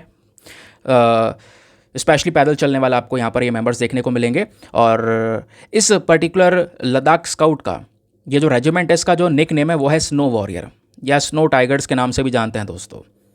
ये वो लोग हैं जो भारत के बॉर्डर पर एक लगातार भारत की सुरक्षा कर रहे हैं, वहाँ पे रुककर। हमारे हाई ऑल्टीट्यूड एरियाज़, लद्दाख वाला रीजन, जम्मू कश्मीर वाला रीजन स्पेशली, तो वहाँ पर दोस्तों ये प्रोटेक्शन प्रोवाइड करवा रहे हैं हमारे पूरे इंडिया की। तो ये है वो लद्दाख स्काउट जो कि आज के समय पर पहुँचा है स्पेशली थाईलैंड में इस पर्टिकुलर अभ्यास को कंडक्ट करने के लिए। आगे आते हैं नेक्स्ट आर्टिकल पर। ना दोस्तों, आज के न्यूज़पेपर का एक बहुत ही ज़बरदस्त आर्टिकल जिसको जीएस पेपर नंबर 1 हिस्ट्री, साथ ही साथ में आर्ट एंड कल्चर के साथ में हम लिंक करेंगे। अगेन ये टॉपिक भी कई सारे लोग मिस करने वाले हैं, लेकिन आपने मिस नहीं करना है। आज के अखबार में पेज नंबर 7 पर यह आर्टिकल आपको देखने को मिलेगा। दुनिया की सबसे पुरानी केव पेंटिंग को खोजा गया है। दुनिया की सबसे पुरानी केव पेंटिंग, ये पेंटिंग लगभग दोस्तों 51,000 साल पुरानी है, जो कि खोजी गई है इंडोनेशिया में, जिस वजह से ये चर्चा में है। इंडोनेशिया में जो आइलैंड ऑफ सुलावेसी है, यहाँ पर एक रीजन है मारूस पांकेप नाम का, वहाँ पर इस पेंटिंग को खोजा गया। अब इस पेंटिंग को यहाँ पर छापा भी गया है। इस पेंटिंग को जूम करके आपको दिखाऊंगा, इसकी स्पेशलिटी क्या है वो भी आपको समझाऊंगा। तो ये आर्टिकल ऐसे क्वेश्चन डायरेक्टली हिस्ट्री के पॉइंट ऑफ व्यू से रिलेवेंट होता है और काफ़ी यूनिक टॉपिक है। तो कैसे पढ़ना है इस पेंटिंग के बारे में बेसिक डिटेल, ये आर्टिकल काफ़ी लंबा चौड़ा है, इसमें से बेसिक रेलिवेंट पॉइंट्स मैंने आपको निकाल के दे दिए हैं, तो परेशानी बिल्कुल नहीं होगी। आइए समझते हैं क्या क्या हमें याद रखना है। नाउ अगेन आते हैं अपने नोट्स वाले सेक्शन पर। Discovery of world's oldest figurative cave painting के बारे में जो हमारे रिसर्चर्स हैं उन्होंने दुनिया की सबसे पुरानी पेंटिंग खोज कर निकाल दी है। बताया गया है 51,200 साल पुरानी वो पेंटिंग नजर आएगी। अब इस नई डिस्कवरी से हमें क्या क्या पता चलेगा और आगे हमारे लिए कितनी हेल्पफुल होने वाली है, उससे पहले दोस्तों सबसे ज़्यादा इंपॉर्टेंट आपसे लोकेशन पूछी जाएगी। ये पेंटिंग डिस्कवर कहाँ पे की गई है? इंडोनेशिया के अंदर में, क्योंकि आपको पता है इंडोनेशिया अलग अलग आइलैंड्स का ग्रुप है पूरा, है ना, छोटे छोटे आइलैंड से मिलकर पूरा देश बना हुआ है। तो वहाँ पर सुलावेसी आइलैंड की बात हो रही है। यहीं पर एक गुफा है ना, और ये गुफा कहाँ पे लोकेटेड है? लियांग करम्पुआंग में। तो इसी गुफा में ये पेंटिंग खोजी गई, वो भी इस गुफा की छत पर ये पेंटिंग मिली है। और जो ये डिस्कवरी है, इस डिस्कवरी ने हमारी एक और जो पुरानी पेंटिंग मिली थी उस वाली डिस्कवरी को पछाड़ दिया है ना। जो लास्ट हमें पेंटिंग मिली है पहले वो दुनिया की सबसे पुरानी हुआ करती थी, उससे भी 5,000 साल पुरानी पेंटिंग दोस्तों एक नई पेंटिंग हमको मिल चुकी है। और फ्यूचर में हो सकता है इससे भी कोई पुरानी पेंटिंग मिल जाए जो 51,200 साल से भी ज़्यादा पुरानी हो, बट करंट समय पर यही है सबसे ओल्डेस्ट केव पेंटिंग, तो इसके बारे में ध्यान में रखना। अब इस पेंटिंग के डिस्क्रिप्शन में क्या क्या शो किया गया, आइए ये बताता हूँ। ये वो पेंटिंग है दोस्तों, उसको स्कैन किया गया तो कुछ ऐसी दिखाई पड़ रही है। ये इस पेंटिंग में क्या क्या दिखाया गया है, सबसे पहले यहाँ पर ये आप देख पाओगे, ये एक पिग है, ठीक है, एक सुअर है जिसका मुंह खुला हुआ है ऐसा बताया गया है, और इसको 3 आदमियों ने घेर रखा है। यह है ह्यूमन नंबर 1, यह है ह्यूमन नंबर 2 और यह है ह्यूमन नंबर 3। ये तीनों मिलकर यहाँ पर इस सुअर को घेर चुके हैं, ऐसा इस पेंटिंग में शो किया जा रहा है, ये बताया गया, ठीक है। तो इसका डिस्क्रिप्शन, वाइल्ड पिग है, एक जंगली सुअर जिसका मुंह खुला हुआ है, बाकी यहाँ पर 3 लोग इसके आसपास बैठे हुए हैं, खड़े हुए हैं। तो ये जो फिगर्स है दोस्तों एक डायनेमिक प्रोसेस पोजेस के अंदर में बनाई गई है, जो कि यहाँ पर एक स्टोरिंग टेलिंग को शो कर रहा है। अब इस पेंटिंग का इंपॉर्टेंस क्या है? ये पेंटिंग हमें दर्शाती है हमारे हिस्ट्री के बारे में, ये हाईलाइट करती है उस ज़माने के विजुअल आर्ट्स को, स्पेशली वो एरा जो लेट पैलियोस्टीन एरा है ना। यहाँ पे बोला जा रहा है कि ऐसे ही कुछ सिमिलर सीन्स यूरोप में भी पाए गए हैं। बताया जा रहा था कि यूरोप के वो सबसे पुराने सीन्स हैं, लेकिन उससे भी पुराने दोस्तों ये इंडोनेशिया का सीन आ चुका है हमारे सामने। अब इस पेंटिंग का पता कैसे लगाया गया ये इतनी पुरानी है? तो ये डेटिंग की जाती है, आपको पता होगा इसकी, उसकी एक टेक्निक इस्तेमाल होती है। और यहाँ पर जो डेटिंग हुई है उसमें यूरेनियम सीरीज़ का यूज़ किया गया है, यू सीरीज़ का यूज़ किया गया है। इसमें जो हमारी चट्टान होती है, आर्ट जिस रॉक पर आर्ट वगैरह बनाई गई है ना, उसके ऊपर जो कैल्साइट प्रेजेंट है ना, उसके माध्यम से पता लगाया जाता है कि वो पेंटिंग कितनी पुरानी होगी। प्लस लेज़र बीम का इस्तेमाल होता है। लेज़र बीम से हमें पता चलता है कि यूरेनियम और थोरियम आइसोटोप्स का रेशियो किस लेवल पर है। तो इससे यहाँ पर पेंटिंग कितनी पुरानी है उसकी प्रॉपर तरीके से डेटिंग्स हमारे सामने आ जाती है। ये टेक्निक बड़ी काम की है, जो कि हमें पुरानी पुरानी जो चीज़ें हैं उनकी एक प्रॉपर एज को डिफाइन करके बताती है। क्वेश्चन ये है कि चलिए पेंटिंग तो मिल गई है, आगे क्या इसका? तो ये डिस्कवरी आगे हमारे लिए काफ़ी हेल्पफुल होने वाली है, क्योंकि उसी एरिया पे नए नए और भी खोज की जाएंगी। जहाँ जहाँ पर ये पेंटिंग मिल रही है वहीं पर आसपास और भी कई सारी साइट्स हैं, और डिस्कशन किए जाएंगे और यहाँ पर खोज की जाएंगी, जिससे ह्यूमन क्रिएटिविटी का पता चल रहा है। उस समय पर भी लोग कितने ज़्यादा क्रिएटिव थे, किसी ना किसी चीज़ से यहाँ पर उन्होंने चीज़ों को ड्रॉ किया। समझ गए? तो ये इस पेंटिंग के बारे में समझ आ गया। अब दोस्तों यहीं पर थोड़ा इंडिया के साथ में चीज़ों को जोड़ें तो भारत में भी कई सारी प्री हिस्टोरिक पेंटिंग्स पाई गई हैं। ध्यान रखिए, प्री हिस्टोरिक टाइम पीरियड से, यानी कि तब का इतिहास जो लिखा नहीं गया है, उस समय की भी पेंटिंग्स कई सारी आपको यहाँ पे नजर आएंगी, है ना। प्री हिस्टोरिक टाइम पीरियड पता है, इतिहास का वो समय, मतलब जब से ये सारी चीज़ें इवेंट्स लिखे गए हैं ना, उससे पहले का समय कहलाता है प्री हिस्टोरिक। तो उस समय की पेंटिंग्स इंडिया में भी पाई जाती हैं। जैसे यहाँ पे बोला गया है 1867 से लेकर 1868 के बीच में एक आर्कियोलॉजिस्ट थे जिनका नाम है आर्कीबोल्ड कार्लाइल। इन्होंने भारत की पहली प्री हिस्टोरिक पेंटिंग को डिस्कवर किया। फिर और कुछ जाने माने आर्कियोलॉजिस्ट आए, कॉकबर्न, एंडरसन, मित्रा, घोष। इन्होंने बाकी दूसरी और इम्पॉर्टेंट साइट्स को खोज के निकाला कि कौन कौन सी जगह हैं भारत में जहाँ पे प्री हिस्टोरिक समय की पेंटिंग्स हमको मिल रही हैं। तो इंडिया में वो कौन कौन सी जगह निकल कर आई दोस्तों? तो वो है मध्य प्रदेश। मध्य प्रदेश की कई सारी गुफाओं में प्री हिस्टोरिक पेंटिंग्स मिली हैं। देन है Uttar Pradesh, then Andhra Pradesh, then Karnataka, then Bihar and then Uttarakhand. और जो पेंटिंग्स भारत के अंदर में पाई गई हैं प्री हिस्टोरिक एरा की, उन पेंटिंग्स में भी ह्यूमन फिगर्स पाए गए हैं, एनिमल्स वगैरह उसमें ड्रॉ हुए हुए हैं। कुछ ऐसे क्रिएचर बने हुए हैं जिनकी चोंच वगैरह काफ़ी लंबी होती है, ऐसे जानवर बनाए गए हैं। लोमड़ियाँ बनी हैं, है ना, और ऐसा छिपकली बनी जिसके बहुत सारे पैर हैं। ऐसे भी दोस्तों फिगर्स यहाँ पे पाए गए हैं भारत के अंदर, जो प्री हिस्टोरिक पेंटिंग्स पाई गई हैं उनके अंदर। प्लस इंडिया में जो पेंटिंग्स पाई गई हैं उसमें जियोमेट्रिक पैटर्न्स हो गए, ट्राइंगल, रेक्टेंगल, सर्कल, इस प्रकार के जियोमेट्रिक पैटर्न्स हो गए, वाइट, ब्लैक या रेड ओकर कलर में देखने को मिले। इंडिया में जो सबसे इंपॉर्टेंट जगह है, सबसे इंपॉर्टेंट साइट्स है जहाँ पर इस प्रकार के पेंटिंग्स नजर आई हैं दोस्तों, वो अल्मोड़ा के पास में एक जगह है लखुदियार। यहाँ पर आपको रॉक शेल्टर्स नजर आएंगे। एक नदी बहती है रिवर सुयाल, उसी के किनारे यहाँ पर बात हो रही है। कुछ प्री हिस्टोरिक रॉक पेंटिंग्स पाई गई। कुछ ऐसे सीन थे जो काफ़ी इंटरेस्टिंग थे। वहाँ पर कुछ डांसिंग ह्यूमन फिगर्स भी देखने को मिली दोस्तों, है ना। पेंटिंग के अंदर कुछ डांस करते हुए लोग बनाए गए थे। ऐसी यहाँ पर पेंटिंग्स हमारे सामने नजर आई हैं जो काफ़ी सारी चीज़ों को रिवील करती हैं उस ज़माने में कि कितना ज़्यादा चीज़ों को यहाँ पे सोचा जा रहा था लोगों के माध्यम से। फिर दूसरे भी प्रकार के आर्टिस्टिक एक्सप्रेशन लोगों को देखने को मिले। जैसे कई बार कश्मीर के अंदर में जो हमारी स्लैब्स हैं वो नज़र आई हैं जिसके ऊपर कुछ ना कुछ गाड़ के लोगों ने लिखा हुआ है। ऐतिहासिक समय की, प्री हिस्टोरिक समय की कुछ ऐसी चीज़ें कश्मीर से भी नजर आई हैं। कर्नाटका के अंदर ग्रेनाइट रॉक्स आपको देखने को मिलेंगे। आंध्र प्रदेश में कुछ और फीचर्स पेंटिंग आपको नजर आएंगे जहाँ पे वाइट या रेड ऑकर कलर का यूज़ किया गया है। क्वेश्चन यह है कि जो ये प्री हिस्टोरिक पेंटिंग्स मिल रही हैं इनका इंपॉर्टेंस क्या है? इससे हम जान पा रहे हैं अपने इतिहास को, लोगों को, उस समय का इतिहास कैसा था, लोग क्या सोचा करते थे, उस समय पर ह्यूमन की क्रिएटिविटी क्या थी। तो उस चीज़ के बारे में दोस्तों हमारे पास में ज़्यादा जानकारी निकल कर आ रही है। इसी को तो हिस्ट्री बोलते हैं। ज़्यादा से ज़्यादा डेटा हमारे पास में कलेक्ट होता हुआ आएगा। तो ये है आर्टिकल। आई होप आपको क्लैरिटी मिल चुकी है। ध्यान रखिएगा कुछ बेसिक फैक्ट्स, स्पेशली इस वर्ल्ड ओल्डेस्ट केव पेंटिंग के बारे में कि कितने साल पुरानी है और कहाँ पर डिस्कवर की गई है। आगे आते हैं।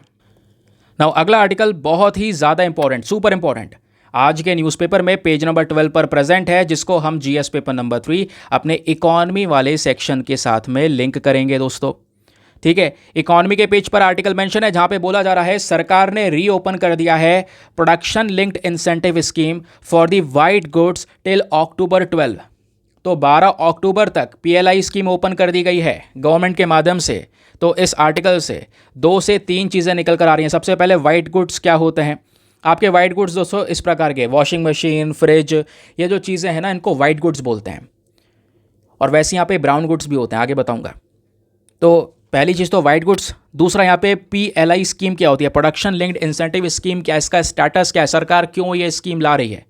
तो 12 अक्टूबर तक दोस्तों इस स्कीम को वापस से रीओपन कर दिया गया है ताकि इस इंडस्ट्री को ग्रो किया जा सके, इस इंडस्ट्री में बड़ा इन्वेस्टमेंट आ सके, इस इंडस्ट्री का प्रोडक्शन इंक्रीज किया जा सके। इसी के लिए तो यहाँ पर पीएलआई स्कीम लाई जाती है। सिंपल सी बात है भैया, प्रोडक्शन लिंक्ड इंसेंटिव स्कीम। भाई यहाँ पर जो कंपनीज उनसे सीधा बोला जा रहा है आप प्रोडक्शन कीजिए, है ना, आप प्रोडक्शन करके अपनी सेल को बढ़ाइए, उसके बदले में आपको इंसेंटिव हम देंगे।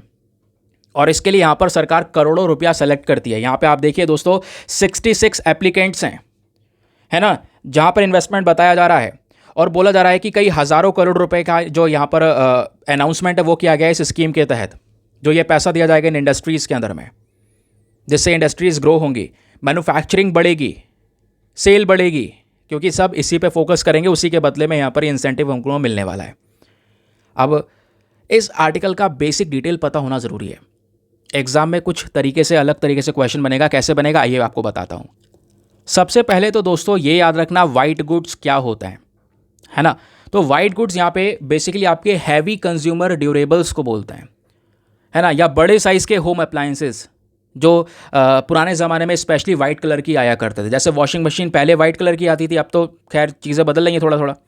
एयर कंडीशनर, एसी अभी वाइट कलर के आते हैं, स्टोव्स, रेफ्रिजरेटर्स, है ना, ये सब जो ट्रेडिशनली वाइट कलर में ही केवल और केवल अवेलेबल हुआ करते थे, उनको स्टार्टिंग से ही वाइट गुड्स का नाम दिया गया है।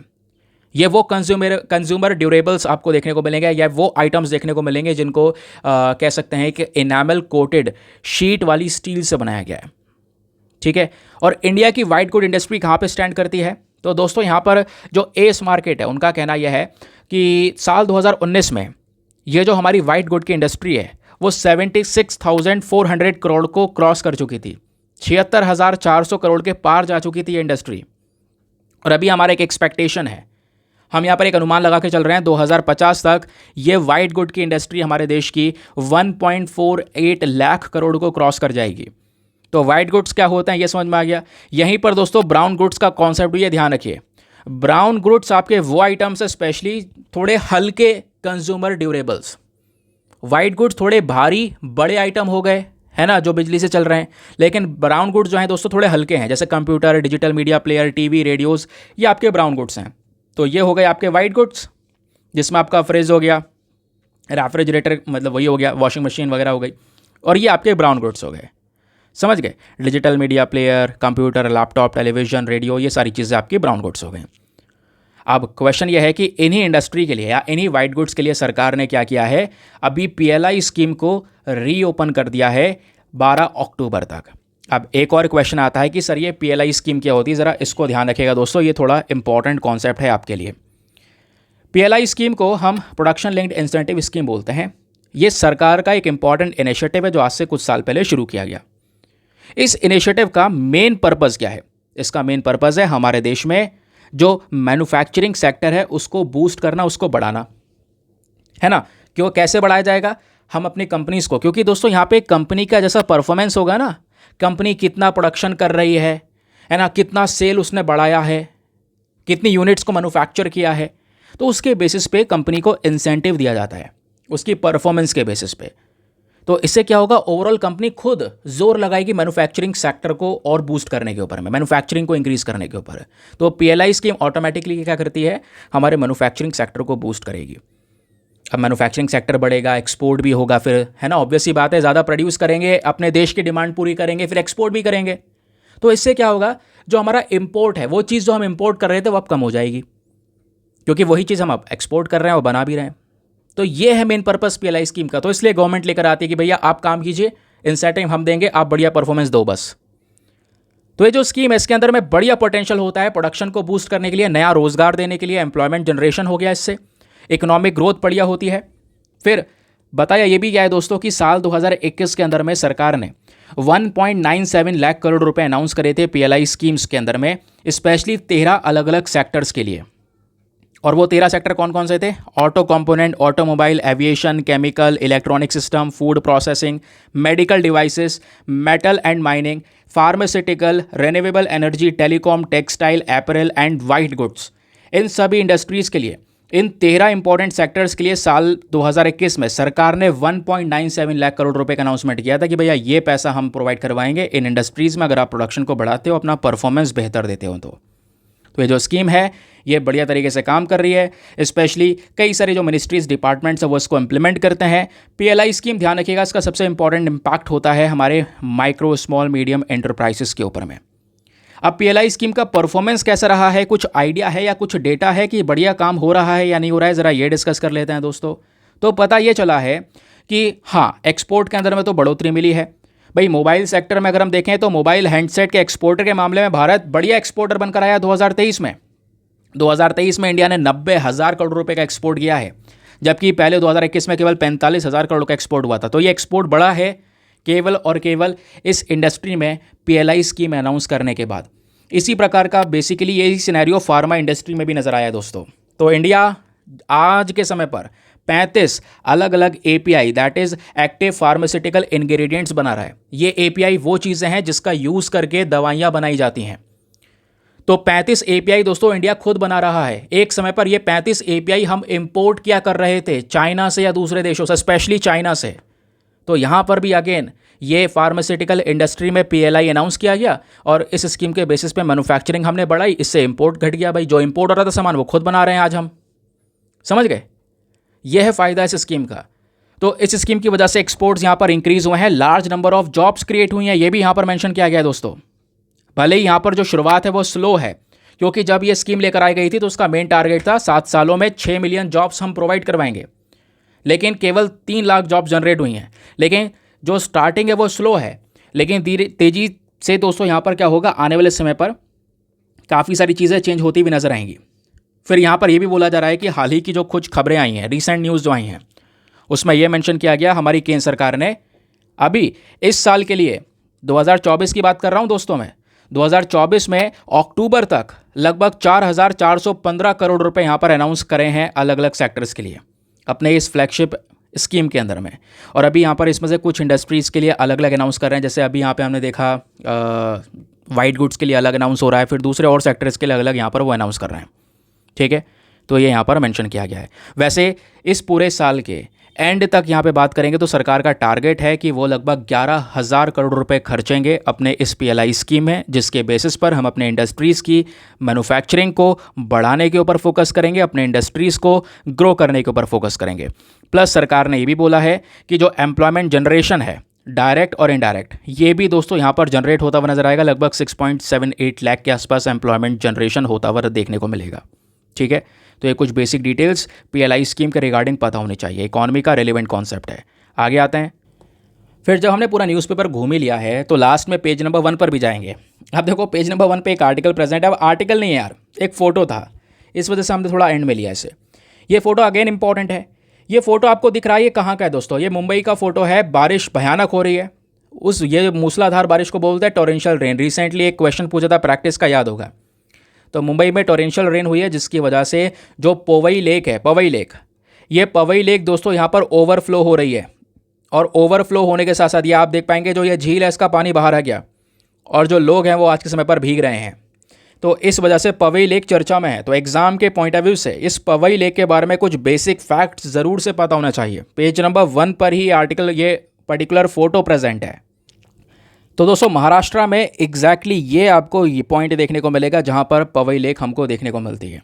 अब पवई लेक के बारे में कुछ बेसिक फैक्ट्स हमारे पास में है, ज़रा वो याद रखना। पवई लेक दोस्तों कहाँ पे लोकेटेड है? मुंबई के अंदर में, हमारे नॉर्थ ईस्टर्न वाली साइड पर, जो पॉइंट हमने अभी देखा। पवई लेक एक आर्टिफिशियल मैन मेड लेक है, लोगों के थ्रू बनाई गई है। ठीक है, और यहाँ पे बोला जा रहा है कि इस लेक को बनाया गया था जब हमने 2 डैम बनाए 1891 में, और वो 2 डैम मिठी रिवर के ऊपर बनाए गए। तो उसकी बेसिस पर ही एक नया झील बनाना पड़ा जिसका नाम दिया गया पवई लेक। इस झील को बनाने का मेन पर्पज़ यही था कि मुंबई में प्रॉपर तरीके से वाटर सप्लाई दी जा सके, पानी दिया जा सके, और पानी प्रोवाइड करवाने के लिए झील बनाई गई, ये रेजरवायर क्रिएट किया गया। लेकिन दोस्तों यहाँ पर पिछले कुछ सालों में इस पर्टिकुलर रेजरवायर का जो पानी का क्वालिटी है वो हो गया ख़राब, और इस पानी को यहाँ पर डिक्लेयर कर दिया गया कि भाई ये अब पीने योग्य नहीं है, ये अनफिट है फॉर ड्रिंकिंग। तो तब से इस पवई लेक का जो पानी है वो केवल इंडस्ट्रियल पर्पस के लिए यूज़ होने लगा। तो लेकर इस पवई लेक को बनाने का मेन पर्पस अलग था, अभी के समय पर पर्पस चेंज हो गया समय अनुसार, समझ गए। अब दोस्तों इस पवई लेक का मैनेजमेंट किसके पास में है? तो महाराष्ट्र स्टेट एंगलिंग एसोसिएशन, जो उस समय पर बॉम्बे प्रेसिडेंसी एंगलिंग एसोसिएशन के नाम से जाना जाता था, 1936 में बनाया गया था। यही यहाँ पर इस पूरे झील को कंट्रोल और मैनेज करने का काम करता है। और एक बात और ध्यान रखनी है, ये बात है 1995 की। 1995 में जो हमारा नेशनल लेक कंजर्वेशन प्लान है, दैट इज़ NLCP, इन्होंने इस पवई लेक को भारत की 10 मेन लेक्स वाली लिस्ट में ऐड किया गया। वो लेक्स थी ये जिनको रिवाइव करने का मेन पर्पज़ है, जिनको इम्प्रूव करने का मेन पर्पज़ है। तो उस वाली लिस्ट में पवई लेक को भी ऐड किया गया, क्योंकि इसका पानी अभी के समय पर ख़राब हो चुका है, पीने के लिए लायक नहीं है, तो इंडस्ट्रियल पर्पस के लिए इस्तेमाल किया जा रहा है। जबकि इस लेक को ही हम इसलिए लाए थे ताकि मुंबई के उस वाले पोर्शन में जहाँ पर यह झील है वहाँ पे प्रॉपर तरीके से वाटर सप्लाई कर सकें। क्लियर? आगे आते हैं।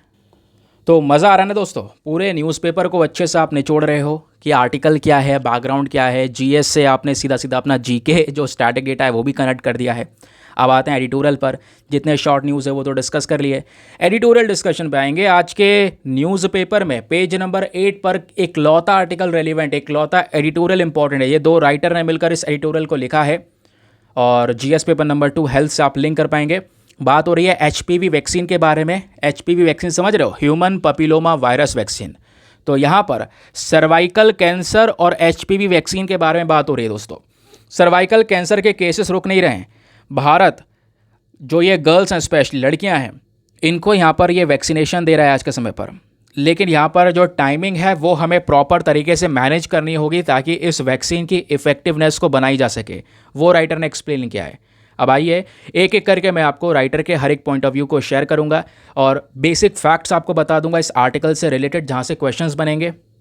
आपका काम है वीडियो को लाइक करना, तो मेक श्योर करो वीडियो पर जो लाइक का बटन है फटाफट प्रेस करो। याद दिला रहा हूँ दोबारा से, ठीक है? चलिए अब दोस्तों बात करते हैं वो वैक्सीन जिससे सर्वाइकल कैंसर को रोका जा सकता है। अच्छा, ये चर्चाओं में क्यों है? क्योंकि भारत सरकार ने आज के समय पर 3 फेजेस के अंदर में जो वैक्सीनेशन है इसको स्टार्ट किया। ये वैक्सीनेशन किस चीज़ के खिलाफ दिया जा रहा है? भाई वैक्सीन तो वायरस वगैरह के खिलाफ दिया जाता है, हाँ ठीक है। तो यहाँ पर भी एक वायरस है दोस्तों जिसके अगेंस्ट में ये वैक्सीन देने की बात की गई है। वो वायरस कौन सा है? वो है ह्यूमन पपिलोमा वायरस। अब ह्यूमन पपिलोमा वायरस उन लड़कियों के लिए खतरा है जिनकी उम्र 9 से 14 साल है। उन बच्चियों में दोस्तों ये ह्यूमन पपिलोमा वायरस एक मेन कारण बनता है जिसकी वजह से उनमें सर्वाइकल कैंसर जैसी प्रॉब्लम डेवलप हो जाती है। तो ये जो वैक्सीन है ये क्या करेगी? ये वैक्सीन इस ह्यूमन पपिलोमा वायरस के जो स्ट्रेन होते हैं उसके अगेंस्ट में प्रोटेक्शन प्रोवाइड करवाएगी, ठीक है? तो ये जो वैक्सीन है क्या करेगी? यहाँ पे आपकी सुरक्षा करेगी इस वायरस के अगेंस्ट में। साथ ही साथ में यहाँ पर बोला जा रहा है इससे कुछ जेनिटल वॉर्ड्स भी होते हैं, गांठें पड़ जाती हैं दोस्तों, उन चीज़ों को भी रोकने का काम करेगा ये वैक्सीन। तो सीरम इंस्टीट्यूट ऑफ इंडिया ने साल 2023 में खुद की बनाई हुई एक वैक्सीन लॉन्च की, ह्यूमन पपिलोमा वायरस वैक्सीन। इस वायरस को ख़त्म करने के लिए वैक्सीन बनाई जिसका नाम ही HPV वैक्सीन दे दिया गया। और इस वैक्सीन को आज हम सर्वावैक के नाम से जानते हैं, तो ध्यान रखना है। अब दोस्तों यहाँ पर ये सब चीज़ें क्यों लाई जा रही हैं? ताकि सर्वाइकल कैंसर को रोका जा सके। सर्वाइकल कैंसर करंट समय पर एक बड़ी समस्या है जिसको टैकल करना ज़रूरी है।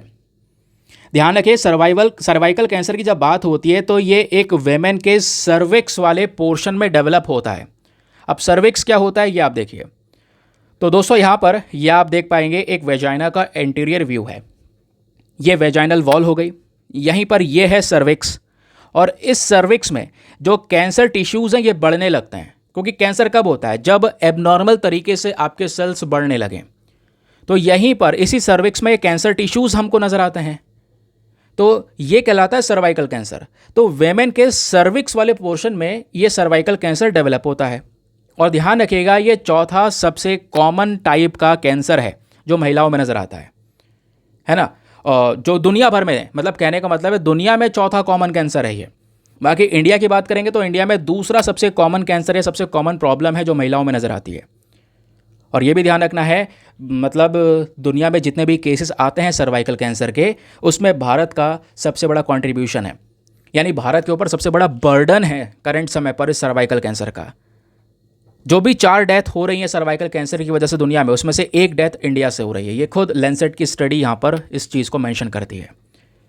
बताया ये भी क्या है कि ऑलमोस्ट सभी प्रकार के जो सर्वाइकल कैंसर के केसेस हैं ये ज़्यादातर या 99% के आसपास वो ह्यूमन पपिलोमा वायरस से लिंक होते हैं। ये ही एक कॉमन वायरस है जिसकी वजह से ये सर्वाइकल कैंसर जैसी प्रॉब्लम फैल रही है। या यही वायरस है दोस्तों जो कि ट्रांसमिट भी होता है, स्पेशली सेक्सुअल कांटेक्ट के माध्यम से ये वायरस एक इंसान से दूसरे इंसान में ट्रांसमिट हो सकता है। ठीक है, तो जब इसको डायग्नोस कर लेते हैं, पता चल जाता है कि हाँ एक गर्ल के अंदर में ये प्रॉब्लम है, तो दोस्तों अच्छी बात यह है कि जो सर्वाइकल कैंसर है ये एक ऐसा कैंसर है जो मोस्ट ट्रीटेबल है। कहने का मतलब है जब कैंसर सुनते हैं तो डर जाते हैं यार, है ना, कि यार ये ठीक नहीं हो सकता कभी, लेकिन ये एक ऐसा कैंसर है जो सक्सेसफुली ठीक किया जा सकता है। लेकिन इसको तुरंत पता लगाना ज़रूरी है और अच्छे से मैनेज करना ज़रूरी है। तो इंडिया में जैसे मैंने बोला एक बड़ा बर्डन है, बहुत सारे केसेस नज़र आ रहे हैं। लगभग हर साल 1.25 लाख केसेस भारत में इस सर्वाइकल कैंसर के देखने को मिलते हैं, और जो डेथ हो रही है 75,000 के आसपास यहाँ पे मृत्यु हो रही है हर साल इस सर्वाइकल कैंसर की वजह से। और ध्यान रखिए, जैसे मैंने आपको बताया सर्वाइकल कैंसर ह्यूमन पपिलोमा वायरस की वजह से हो रहा है। तो एचपीवी के भी ये जो स्ट्रेन है, जो वायरस के स्ट्रेन से, इसके भी अलग अलग टाइप्स हैं। बताया जाता है एटलीस्ट 14 प्रकार के इस प्रकार के ये एचपीवी इस वायरस के टाइप्स पाए जाते हैं, है ना, जो कि यहाँ पर ये कैंसर प्रॉब्लम क्रिएट कर सकते हैं। और इनमें से जो एचपीवी टाइप नंबर 16 और टाइप नंबर 18 है, ये सबसे ज़्यादा खतरनाक माना जाता है, या फिर कह सकते हैं सबसे ज़्यादा जो सर्वाइकल कैंसर के केसेस हैं वो एचपीवी टाइप 16 और 18 की वजह से ही यहाँ पर नज़र आते हैं। ठीक है, क्लियर हो गया दोस्तों। अब एक बात और है कि यह है कि देखो इस वैक्सीन को सभी जगह से अप्रूवल मिला, ये वैक्सीन हमने तैयार की। करंट समय पर ज़्यादा वैक्सीन अवेलेबल भी नहीं थी, कुछ वैक्सीन थी जो बाहर से आ रही थी। तो अप्रूवल मिलने के बाद में बोला गया कि 50 मिलियन लड़कियों को, स्पेशली जिनकी उम्र 9 से 14 साल है, ये वैक्सीन दी जाएगी। लेकिन दोस्तों सबसे ज़्यादा प्रॉब्लमेटिक सिनेरियो है टाइमिंग का। ये वैक्सीन सही तरीके से इफेक्टिव तभी काम करेगी जब इसको पहले सेक्सुअल इंटरकॉर्स से दिया जा सके। कहने का मतलब है जो फर्स्ट सेक्सुअल इंटरकॉर्स होगा उस फर्स्ट सेक्सुअल इंटरकॉर्स से अगर पहले ये वैक्सीन दे दी जाए तो ज़्यादा इफेक्टिव है। इस छोटी सी उम्र में वैक्सीन देना बहुत ज़्यादा ज़रूरी है, अदरवाइज़ आगे इसकी इफेक्टिवनेस कम हो जाएगी।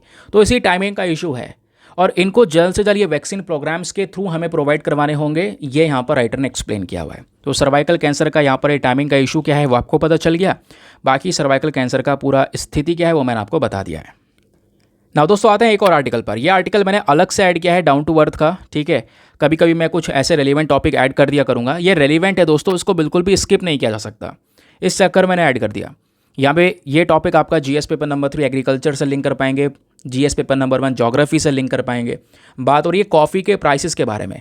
तो भारत में जो कॉफ़ी के दाम है वो लगातार बढ़ते चले जा रहे हैं। ऐसा क्यों? एल नीनो एक मेन कारण बन गया है दोस्तों। एल नीनो की वजह से कई सारी जगह पर सूखा पड़ गया है, स्पेशली वहाँ पर सूखा पड़ गया है जहाँ पे सबसे ज़्यादा कॉफ़ी का उत्पादन किया जाता है।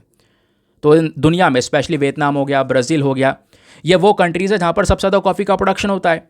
लेकिन यहीं पर एल नीनो की वजह से सूखा पड़ गया है। इस साल सूखा पड़ गया है तो कॉफ़ी का प्रोडक्शन इस बार कम हो गया है, और यहाँ से बहुत सारा कॉफ़ी आ भी रहा है इंडिया में। तो दोस्तों कॉफ़ी का प्रोडक्शन कम होने की वजह से इसका प्राइस बढ़ रहा है। कहोगे प्रोडक्शन ही तो कम हुआ है, प्राइस कैसे बढ़ा? प्राइस क्यों बढ़ा भाई? इकॉनमी के अंदर आपको पता है ना, देखो कोई भी प्रोडक्ट है, कोई भी चीज़ है मार्केट में, उसकी डिमांड ज़्यादा है और डिमांड साल ब साल बढ़ती चली जा रही है।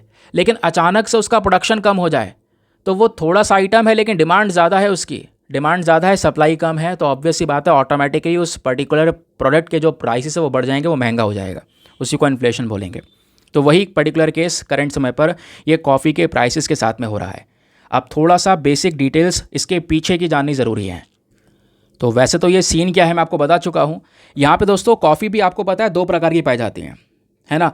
तो एक तो हो गई यहाँ पे आपकी रोबोस्टा और दूसरी होती है अरेबिका। तो जो रोबोस्टा वाली कॉफ़ी के बीन के प्राइसेस हैं ये बड़े हैं दोस्तों। 50 केजी का जो बैग है रोबोस्टा का वो 10,000 रुपये के आसपास का हो चुका है, ये यहाँ पर मेंशन किया गया। अब प्राइसेस बढ़ने के पीछे का रीज़न क्या है? क्योंकि दुनिया भर में ये कॉफ़ी का प्रोडक्शन कम हो रहा है। जो सबसे बड़े उत्पादक हैं इस कॉफ़ी के कौन कौन हैं? Vietnam, Brazil, Indonesia, Colombia, Ethiopia और दूसरे और कुछ कंट्रीज़ भी आपको नज़र आएंगी। यहाँ पर प्रोडक्शन लगातार कम हुआ। पूछा जाएगा रीज़न क्या था, तो ध्यान रखना एल नीनो, जिसकी वजह से बारिश नहीं हुई, उन एरियाज़ में सूखा पड़ गए वो एरियाज़, समझ गए। फिर आता है स्पेसिफिक ड्रॉप में बताया ये जा रहा है कि जो वियतनाम में 20% से अब की बार प्रोडक्शन कम हुआ है, और 20% प्रोडक्शन कम होने की वजह से 15% से दोस्तों इसके प्राइसेस बढ़ गए। उसी प्रकार से ब्राज़ील में ये प्रोडक्शन 15% से कम हुआ है, जिसके चक्कर में जो प्राइसेस है वो 40% से इंक्रीज़ हो गए हैं। ठीक है, क्योंकि डिमांड इसकी बढ़ती चली जा रही है। कॉफ़ी की डिमांड है, कॉफ़ी बहुत सारे लोग यहाँ पर आज के समय पर कंज्यूम करते हैं, लेकिन यहीं पर इंडिया की कॉफ़ी की जब बात आती है तो भारत की कॉफ़ी थोड़ी स्पेशल है। इंडिया की कॉफ़ी का जो टेस्ट है वो काफ़ी यूनिक है, और हम लोग क्या करते हैं, शेड वाले एरियाज़ में उसको ग्रो करते हैं। यानी कि यहाँ पर मान लो एक पेड़ लगा हुआ है, नीचे पेड़ की छाएँ हैं, उन पेड़ की छाँव में दोस्तों यहाँ पर क्या किया जाता है, कॉफ़ी का प्रोडक्शन किया जाता है इंडिया में। समझ गए?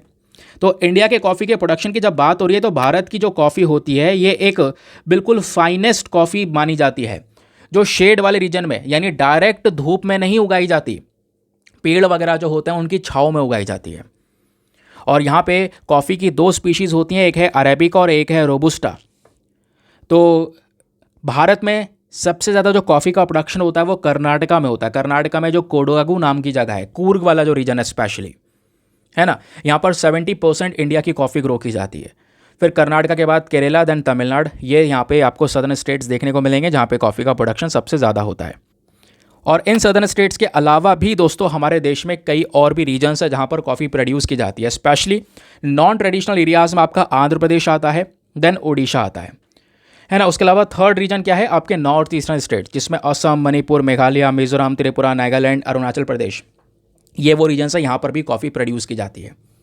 और ध्यान रखिए 80% जो भारत की कॉफ़ी है वो हम एक्सपोर्ट कर देते हैं। एक्सपोर्ट कहाँ पे होती है, Germany, Russia, Spain, Belgium, Slovenia, US, UK, Japan, Greece, Netherland, France, Italy, इन सभी जगह पर एक्सपोर्ट हो जाती है। दुनिया में कॉफ़ी प्रोडक्शन के क्या हालात हैं दोस्तों, ध्यान रखिएगा। दुनिया में सबसे बड़े उत्पादक कौन कौन है कॉफ़ी के, तो ब्राज़ील है जहाँ पे 29%, दुनिया का 29% यहीं पर ग्रो किया जाता है। फिर वियतनाम है, वर्ल्ड का 18% यहाँ पे ग्रो किया जाता है। फिर इंडोनेशिया, वर्ल्ड का 7%, और फिर हैं Colombia, Ethiopia, Uganda, Peru and India. ये सबसे बड़े कॉफ़ी प्रोड्यूसर्स कहलाते हैं। फिर ध्यान रखिए भारत में जो यहाँ पे पूरा कॉफ़ी इंडस्ट्री है, इसको मैनेज करने के लिए हमारे पास में एक पर्टिकुलर बोर्ड है जिसको बोलते हैं कॉफ़ी बोर्ड ऑफ इंडिया। अब ये कॉफ़ी बोर्ड ऑफ इंडिया क्या है दोस्तों, एक स्टैच्यूटरी ऑर्गेनाइजेशन। स्टैच्यूटरी ऑर्गेनाइजेशन वो बॉडी होती है जिसको हम एक एक्ट के माध्यम से बनाते हैं, और यहाँ पे वो कौन सा एक्ट है, कॉफ़ी एक्ट 1942। इसी के सेक्शन 4 के तहत हमने कॉफ़ी बोर्ड ऑफ इंडिया को बनाया। ये कॉफ़ी बोर्ड ऑफ इंडिया हमारे ministry of commerce and industry के अंडर में काम करता है। इस बोर्ड में ध्यान रखिएगा टोटल 33 मेंबर्स होते हैं। एक चेयरपर्सन होते हैं जो कि मेन चीफ एग्जीक्यूटिव भी होते हैं। ये बोर्ड पर्टिकुलरली बैंगलोर से काम करता है। कहने का मतलब है इस बोर्ड का हेडक्वार्टर बैंगलोर में है। ये यूपीएससी क्वेश्चन पूछ चुका है, ध्यान रखिए कि कॉफ़ी बोर्ड का हेडक्वार्टर कहाँ पर है, ध्यान रखना बैंगलोर गए हैं, ठीक है। तो ये जो बोर्ड है इसका मेन फोकस यही है कि कॉफ़ी इंडस्ट्री में कैसे हम ज़्यादा से ज़्यादा डेवलपमेंट कर सकते हैं, रिसर्च कर सकते हैं, इसमें मार्केट को कैसे ग्रो कर सकते हैं, कैसे एक्सपोर्ट बढ़ा सकते हैं, कैसे अपनी कॉफ़ी का प्रमोशन कर सकते हैं। ये मेन पर्पज़ होता है कॉफ़ी बोर्ड ऑफ इंडिया का। ठीक, क्लियर हो गया दोस्तों, मज़ा आ गया आज के न्यूज़पेपर एनालिसिस में। चलिए अब आते हैं अपने इस सेशन को करते हैं समाप्त। सबसे पहले वर्ड ऑफ द डे को कवर करेंगे। तो आज का वर्ड ऑफ द डे है ग्लेड। तो ग्लेड चर्चा में है। ग्लेड क्या होता है, एक ऐसा ज़मीन, एक ऐसा लैंड जहाँ पे कम या ना के मात्रा में पेड़ आपको देखने को मिले। मान लो एक वुडेड एरिया है, उसके बीच वाला हिस्सा, यहाँ पर आप देख पाएंगे बीच वाला हिस्सा ग्रासी लैंड जो है वो यहाँ पर आपका ग्लेड कहलाता है। इसका सिनोनिम हो सकता है क्लियरिंग। तो इस ग्लेड का यूज़ करते हुए फटाफट एक सेंटेंस बनाइए नीचे कमेंट सेक्शन में। तो ध्यान रखना एक ऐसा लैंड जहाँ पे कम या ना के बराबर पेड़ आपको देखने को मिलेंगे, वो आपका ग्लेड कहलाता है। फिर क्वेश्चन था यूपीएससी प्रैक्टिस का कि माउंट एटना दोस्तों कहाँ पर लोकेटेड है। तो माउंट एटना एक एक्टिव वॉल्केनो है जो बार बार विस्फोट होता रहता है। तो ये कहाँ पे लोकेटेड है, तो इसका सही उत्तर है option number A, Europe. Europe में पर्टिकुलरली कहाँ पर है, तो एग्जैक्ट लोकेशन भी ध्यान रखना है। माउंट एटना दोस्तों सिचुएटेड है इटली के सिसिली शहर के अंदर में। तो इटली यहाँ पर आप देख पाओगे एक यूरोपियन देश है। इटली के आसपास कई सारे कंट्रीज़ है जो उसके साथ में बॉर्डरीज़ को शेयर करते हैं, जैसे फ्रांस है, फिर स्विट्ज़रलैंड है, देन ऑस्ट्रिया है, देन स्लोवेनिया है ना। यहाँ पर आप देख पाएंगे ये एड्रियाटिक सी है, ये आपका आ गया है टेरिनियन सी, यहीं पर बराबर में आयोनियन सी आपको नज़र आएगा। तो इटली यहाँ पर एक ये देश है, इसका एक बड़ा पोर्शन दोस्तों यहाँ पर मेडिटेरेनियन सी में नज़र आता है। ये आप देख पाएंगे मेडिटेरेनियन सी वाला पोर्शन है। यहीं पर ये है जगह सिसिली, यहीं पर माउंट एटना आपको नज़र आएगा दोस्तों। तो माउंट एटना ध्यान रखना यूरोप का एक one of the tallest active volcano है। इसको स्ट्रेटो वॉल्केनो के तौर पर भी क्लासीफाई किया जाता है। तो ये यहाँ पर हमारे वॉल्केनोज़ के बारे में बात हो गई। इन वॉल्केनोज़ को लेकर कई बार डायरेक्टली क्वेश्चन बन जाते हैं, स्पेशली लोकेशन में, तो ध्यान रखने की ज़रूरत है। नाउ इसी के साथ में करते हैं लेक्चर को समाप्त और मिलते हैं आपसे अगले वीडियो में। आज के लिए bye bye, have a nice day, thank you and Jai Hind.